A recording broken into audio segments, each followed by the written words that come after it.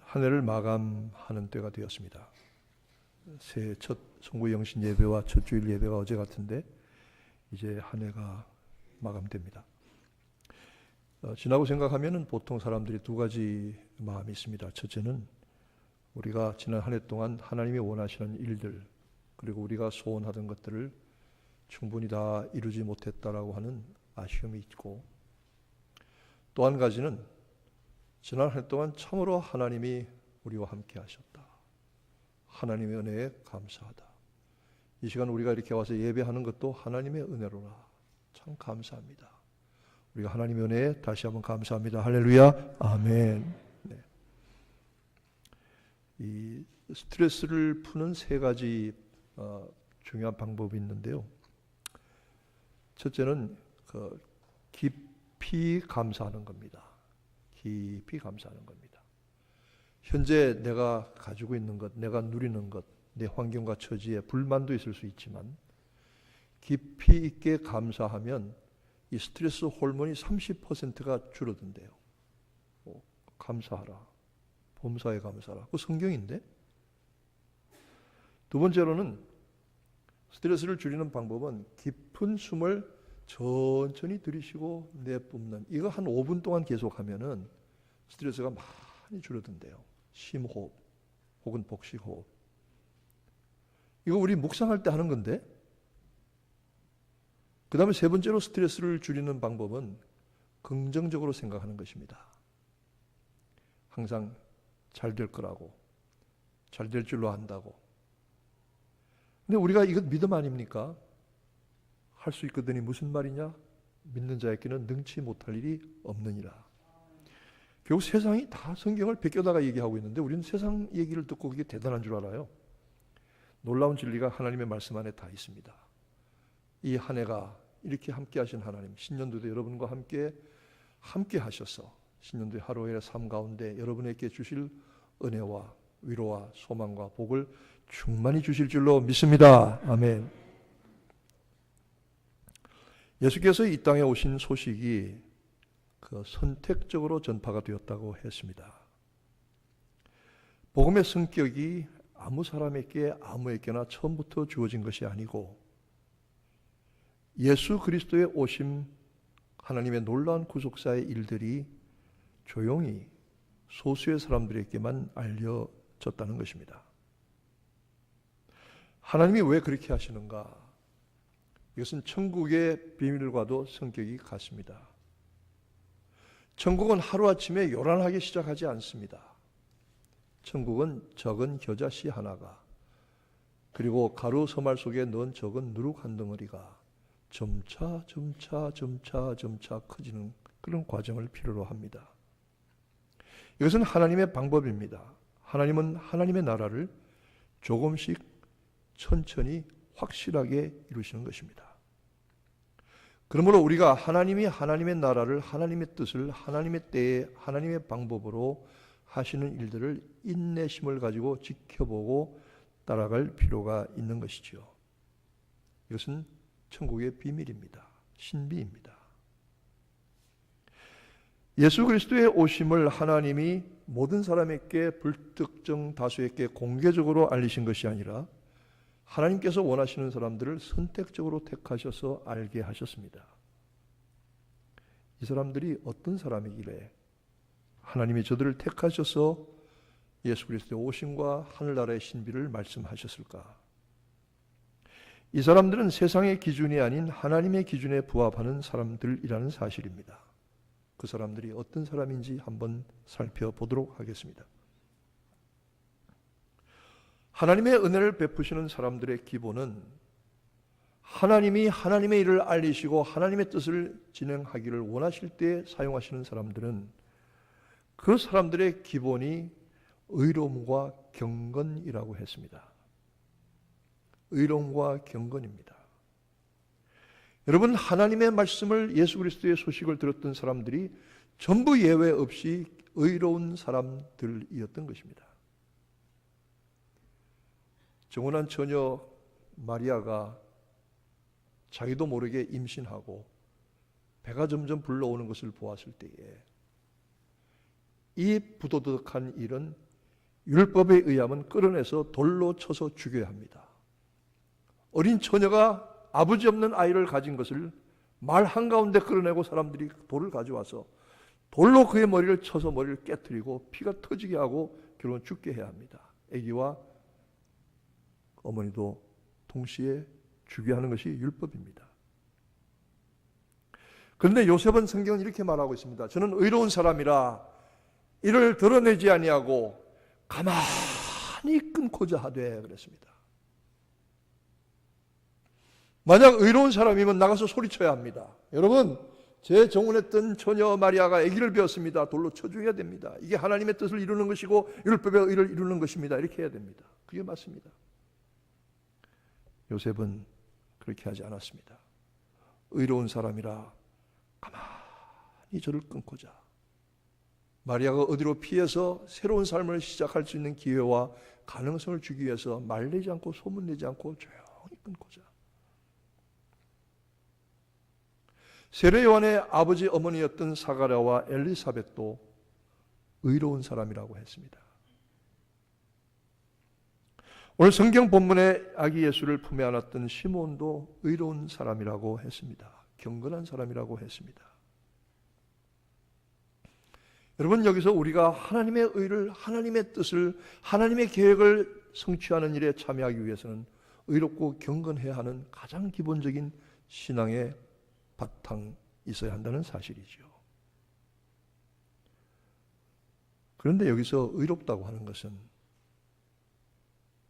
의로움의 칼을 휘두른다고 의로워지는 것이 아닙니다. 의는 칼과도 같습니다. 의를 휘두르면 상처가 나고 피가 나고 생명을 잃기도 합니다. 의라고 하는 것은 한자 말에 보면 양자 밑에 자기 아자가 있습니다. 양 밑에 나아. 그게 의입니다. 성경적입니다.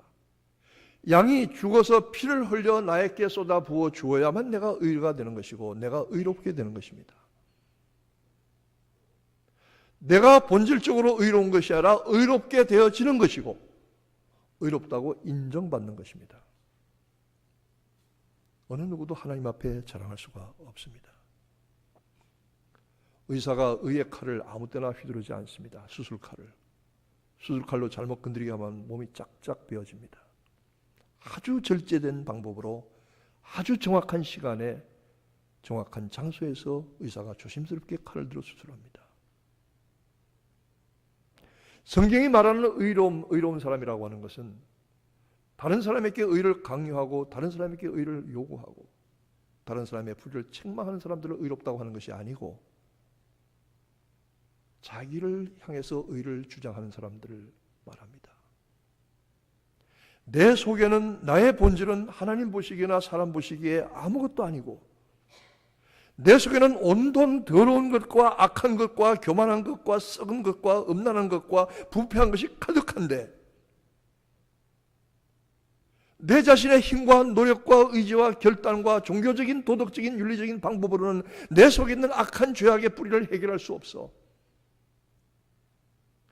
하나님이 당신의 아들을 통해서 흘리신 그 피로 나를 씻으시고 나의 자백을 통하여 나의 죄를 도말하시고 정결케 하실 때에 나는 비로소 하나님 앞에 의롭게 된다.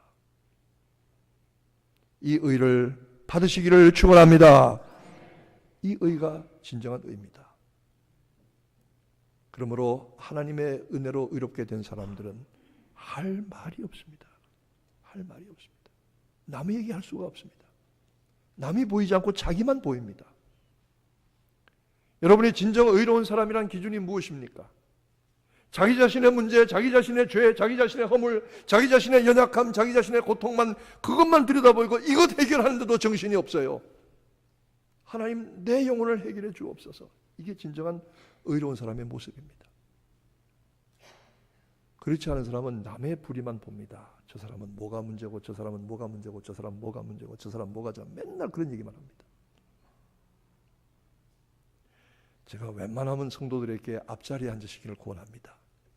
우리 교회에서 제일 복을 받은 분이 우리 여집사님 지휘자이십니다. 맨 앞자리에 앉아서 좋으나 싫으나 목사님 말씀 들어야 합니다. 그 자리는 졸지도 못합니다. 뒤에 앉았으면 적당히 졸 텐데. 그래서 어떤 목사님 말하기를 앞자리가 금자리, 가운데가 은자리, 뒷자리가 잠자리랍니다. 다음 주에는 구역별로 예배를 드리니까 이게 흩어져서 따로 모일 텐데 변하는 것도 좋을 겁니다. 뒤에 앉았으면 이 강단이 높아서 목회자의 얼굴이 잘 보이면 좋은데 앞사람 뒤통수만 보이면 그것도 곤란한 겁니다. 진정 의로운 사람은 자기의 허물을, 자기의 죄와 자기의 악함을 탓하느라고 정신 차릴 수가 없어요. 남이 보이지 않아요. 남 볼 여가가 없어요. 이 도리를 모르는 사람은 맨날 남 얘기만 해요. 남 잘못하는 것만 얘기해요. 우리가 사실 그렇잖아요.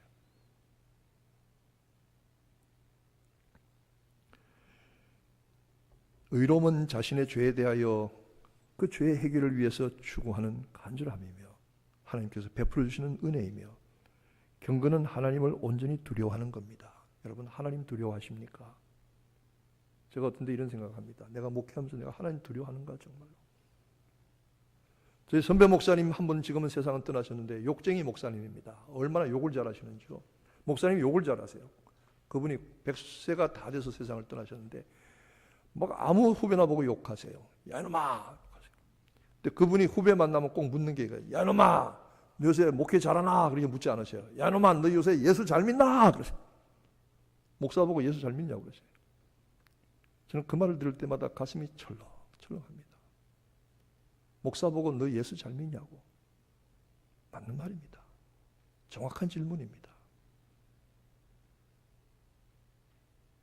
여러분도 마찬가지입니다. 우리가 정말 하나님을 두려워합니까? 하나님 두려워합니까? 공경이라고 하는 말이 있습니다. 공이란 말은 겉으로 드러나는 태도를 말하고 경은 마음속의 상태를 말합니다. 겉으로는 공하지만 속으로는 경하지 않는 사람도 있고요. 겉으로는 불순하는 것 같지만 속으로 겸손하고 공경하는 사람도 있어요. 또 겉으로도 공손하고 속으로도 경외하는 사람이 있어요. 여러 가지 타입이 있죠.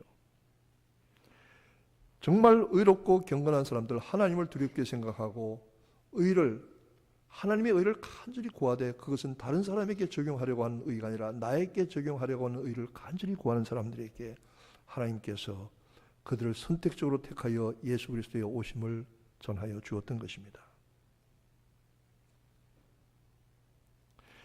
예루살렘에 오늘 본문에 나오는 시몬이라고 하는 한 남자는 한 가지 소망이 있었습니다. 그 소망이 무엇이냐면 하나님의 때가 임하기를 간절히 바라는 소망입니다. 그런데 그가 늘 기도하다가 죽기 전에 하나님의 그리스도를 볼 것이라고는 약속을 받았습니다. 메시아를 자기 눈으로 보게 될 것이다. 그가 마지막에 성령의 감동으로 성전에 들어갔다가 아기 예수께서 할례 받으러 성전에 나오시는 것을 보고 그 아기를 보는 순간에 알았습니다. 저 아기가 하나님의 그리스도이시다. 하나님 보내신 메시아다. 그를 품에 안고는 하나님 앞에 감사합니다. 대주제여, 이제는 종을 평안히 놓아주시는 도다. 이 말이 쉽게 바꿔 말하면 무슨 말이죠? 이제는 죽어도 한이 없습니다. 아니 무슨 소망이 이루어졌길래 예수 그리스도 하나님의 구원을 본 그 순간에 자기는 죽어도 한이 없습니다. 죽어도 한이 없습니다. 제가 지난 한 해 동안에 제 소망이 하나 있었는데요. 그 소망이 뭐냐면 하나님 둘 중에 하나 하세요. 둘 중에 하나 하세요. 그게 뭐냐면 예수님 지금 당장 오세요. 지금 당장 오세요. 아니면은 저를 지금 당장 불러가 주세요. 저 정말 가고 싶어요. 이상하게 그런 마음이 한 해 동안 있었어요. 하나님, 정말 주님이 오시든지 나를 데려가시는 둘 중에 하나 택하세요. 제가 기도가 약했는지 하나님께서 그렇게 안 하셔요. 아직 며칠 남았으니까 두고 보죠. 그러나 내 마음대로 이렇게 되어지는 일은 아닌 것 같아요. 이 사람이 주의 그리스도를 보리라는 소망이 있었고 그 소망이 이루어지리라는 약속을 받았는데 아기를 품는 순간에 이제는 죽어도 한이 없습니다. 죽어도 한이 없습니다. 모든 하나님의 영광을 다 보았습니다. 이렇게 얘기하기까지가 몇 년이 걸렸는지 모르겠어요. 짐작컨대는 나이가 상당히 많았던 노인인 것 같아요. 요즘 이런 노래가 있답니다. 너희는 늙어봤냐? 나는 젊어봤다. 그런 노래가 있대요. 너희는 늙어봤어? 나는 젊어봤어. 오랫동안 평생 의롭고 경건하게 하나님의 뜻이 이루어지기를 기다리던 사람에게 하나님께서 비밀한 일을 보여주신 것입니다. 그 다음에 나오는 사람이 안나라고 하는 여자 선지자입니다. 안나. 근데 성경은 이 안나의 삶에 대해서, 그의 인생에 대해서 간략하게 소개하고 있습니다. 저가 결혼해서 7년 만에 과부가 되었다고 했습니다. 7년 만에 과부 되었습니다. 혼자가 되었습니다. 성경시대는 과부가 되면 아무런 혜택과 도움을 받을 수가 없습니다. 그렇게 천덕꾸러기가 됩니다. 과부된 지 84년이라고 했습니다. 그러면 14살, 5살, 6살에 시집을 갔다고 치더라도 7년 동안 7년 결혼 생활하고 84년 동안 과부가 됐으면 이분의 나이가 적어도 104세에서 108세입니다. 이 사이입니다. 104에서 108세. 굉장히 오래 사는 거죠. 성경시대 평균 수명이 40년이었습니다. 근데 그거보다 2배 이상 사는 거예요. 106세, 7세, 8세의 노인이 성전에 나가서 주야로 금식하고 주야로 기도했다. 왜? 갈 데가 없으니까 성전밖에 갈 데가 없어. 먹을 것이 없으니까 굶는 길밖에 없어. 굶으면 기도하고 성전 가면 엎드리고.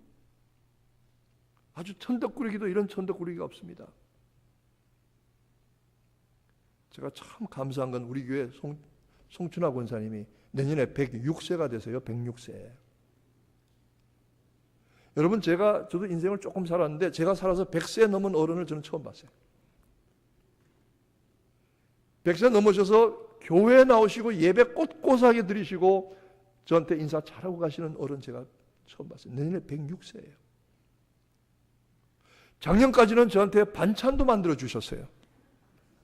이게 기네스북에 올라가야 돼요. 얼마나 감사한지 몰라요.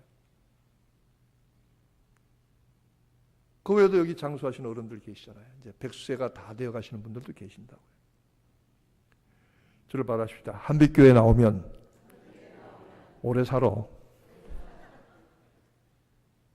물론 하나님이 하시지만 감사하죠.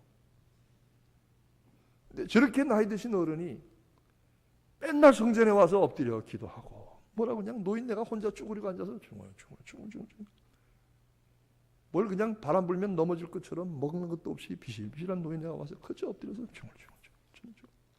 세상적으로 아무 가치가 없고 보잘것없는 늙어서 그 인생의 존재와 경제적인 가치가 하나도 없는 노인이 엎드려서 밤낮 기도합니다. 주님. 제가 우리 금요일 기도할 때에 처음에 기도할 때 시작할 때 꼭 이렇게 제가 기도합니다. 찬양 끝나고 제가 기도 말씀 시작할 때에 꼭 이렇게 기도하는데, 하나님, 저희들 오늘 밤에 기도하러 나왔습니다. 기도하게 하옵소서. 그 다음에 제가 이렇게 얘기합니다. 하나님, 기도 안 해도 문제가 해결될 것 같으면 안 나왔을 것입니다. 하나님 말고 다른 데 가서도 해결할 수 있으면 여기 안 나왔을 겁니다. 그러나 우리는 기도 외에는 해결할 길이 없어서 여기 나왔습니다. 하나님밖에는 들어주실 분이 없는 줄 알고 여기 나왔습니다.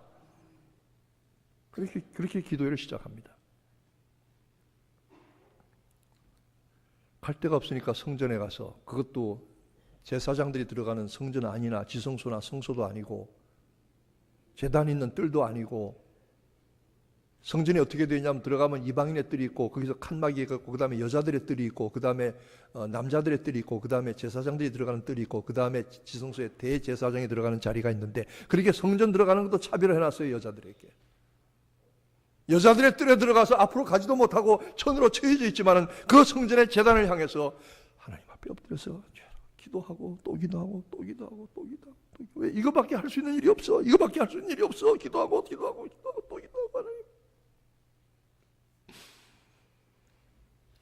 그랬더니 하나님이 그에게 아기 예수를 보여주시는 하나님의 영광을 나타내셨던 것입니다.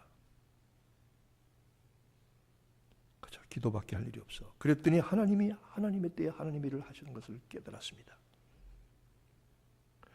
시몬은 성령의 감동을 받고 성전에 들어가다가 아기 예수를 한눈에 알아보았습니다. 아기를 품에 안은 그는 이제 죽어도 여한이 없다고 그랬습니다. 죽어도 좋습니다. 안나는 밤낮 엎드려 금식하고 기도하다가 아기 예수를 보고 감사하고 이 아기에 대해서 전하였습니다. 이들은 하나님의 때에 말할 수 없는 하나님의 영광을 보고 기뻐했습니다. 제 이설교 많이 했습니다. 성탄절 때마다 거의 한 번씩 했던 것 같습니다. 여러분도 아마 많이 들으셨을 거예요. 그런데 이번에 이 말씀을 묵상하면서 또 한 가지 하나님께서 깨닫게 하시는 게 있는데 바로 이겁니다. 우리 인생의 신앙의 마지막 승부는 기도밖에 없다. 우리 인생의 신앙의 마지막은 기도다. 이거밖에 없다. 80년 동안 성전에 나가서 과부가 돼서 엎드려서 주여 주여 하고 기도하던 이 안나가 아기 예수를 만났고 이제는 죽어도 소원이 없습니다는 그런 시몬이 아기 예수를 만났을 때 이분이 얼마나 오래 기도했을까. 어쩌면 이 사람들은 선택받아서 아기 예수를 만났지만 이렇게 기도하다가 아기 예수를 보지도 못하고 죽어간 사람들이 얼마나 많은지 모릅니다. 그러나 우리 신앙의 우리 삶의 마지막 승부는 기도다. 믿으시면 아멘 하시기 바랍니다.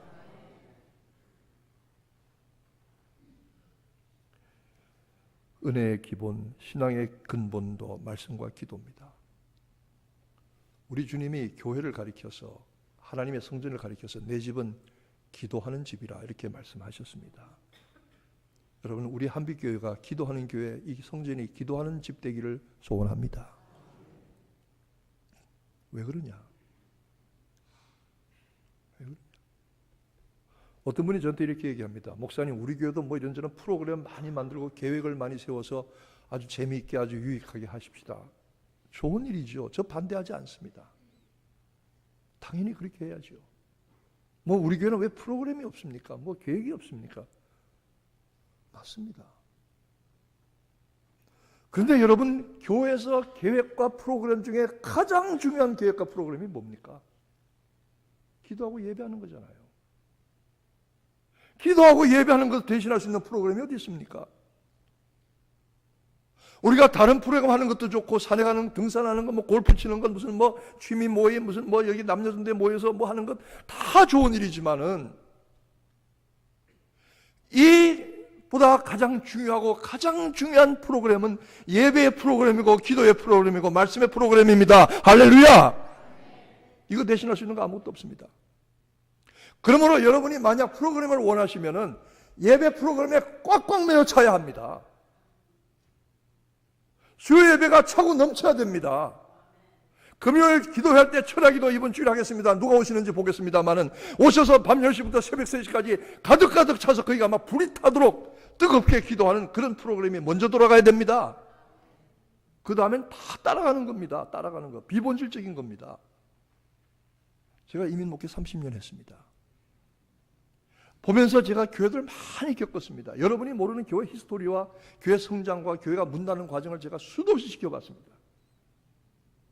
그런데요, 한때 1000명, 2000명 모이고 기가 막힌 교육 프로그램, 무슨 사회 프로그램 돌리던 교회들이 하루아침에 문 닫고 깨어져 나가는 거 많이 봤습니다. 그렇게 중요하지 않습니다. 프로그램과 계획을 원하시는 분이 있으면 기도의 프로그램부터 먼저 참석하세요. 예배 프로그램도 먼저 참석하세요. 말씀 연구하는 프로그램도 먼저 참석하세요. 이 프로그램을 대신할 수 있는 것이 아무것도 없습니다. 교회는 기도하는 집입니다.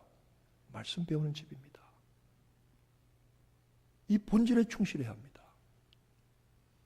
새벽 예배가 됐건 금요 기도회가 됐든 수요 예배가 됐든 멀어서 못 오시는 분들은 할 수 없고 자기 집 가까운 데서 혹은 자기 집에서 하시는 분도 있겠지만은 그나 적어도 사모해서 수요 예배부터 먼저 나와서 앉으세요. 금요 기도회 때부터 먼저 뜨겁게 기도하세요. 가능하면 새벽 예배 오세요. 오더면 집 근처에도 가세요. 아니면 집에서 일어나서 자기 골방에서 무릎 꿇으세요. 이 프로그램보다 더 중요한 프로그램이 어디 있습니까? 이것 제대로 되지 않고 다른 것 하는 것 전부 모래 위에 집은 집입니다. 저희 교회가 이런저런 일들을 하지 말자는 뜻이 아니고 정말로 중요한 일에 먼저 충실하시기 바랍니다. 왜냐하면 우리 인생의 최후의 승부는 기도에 있기 때문입니다. 시몬과 안나가 평생 기도하다가 기도밖에 할 수 있는 것이 없는 사람들. 제가 기도하는 분들을 보니까 두 종류로 나뉘어요. 첫째는 기도 안 할 수 없도록 깨어지고 두들겨 맞고 퍼지고 땅바닥에 납작 엎드려서 와서 그냥 천부의 의지 없어서 손 들고 옵니다 해서 기도하는 분들이 있더라고요. 근데 어떤 분들은 기도의 사명과 영적인 자각을 받아서 오는 분들이 있더라고요. 여러분 두들겨 맞고 깨져가지고 천부의 의지 없어서 손 들고 옵니다 하고 오는 것도 물론 고마운 일이지만 기도와 이 사명에 하나님께서 우리 성도들에게 영적인 자각을, 이 사명감을 주시기를 소원합니다. 아멘. 기도는 가장 겸손한 사람의 신앙 고백입니다. 기도하지 않는 사람은 가장 교만한 사람입니다. 겉으로 공손하다고 공손한 게 아닙니다. 하나님의 도움만이라도 내가 다 해결할 수 있다고 생각하고 주장하는 사람 기도하기가 어렵습니다. 그러나 하나님의 도우심과 은혜가 아니면 아무것도 할 수 없습니다. 하나님 도와주옵소서. 겸손히 무릎 꿇는 사람 진짜 겸손한 사람입니다.